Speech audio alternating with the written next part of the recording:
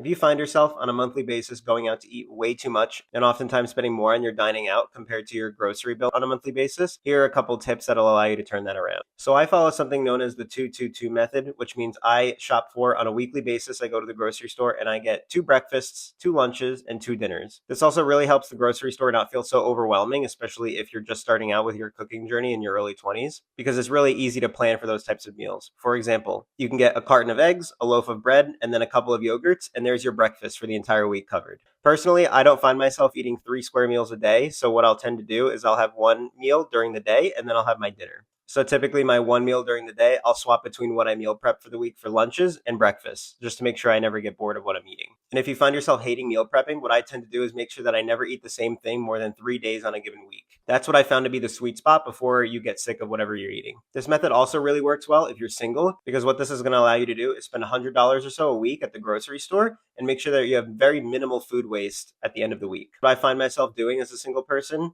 is taking the ingredients that I had the week before and then tying them into meals in future weeks. Now, what this is going to allow you to do is even save more money and making sure that you're wasting minimal food. So, for example, let's say on a weekly basis, I planned out having BLTs for lunch and I bought a couple heads of lettuce. Now, on the next week, I'll still probably have some leftover lettuce. So, what I'll do is I'll plan having some salads for lunches or salads for dinner that week. That way, I'm making sure that I use all of the food that I'm buying and having different meals so I don't get bored of whatever I'm buying from the store.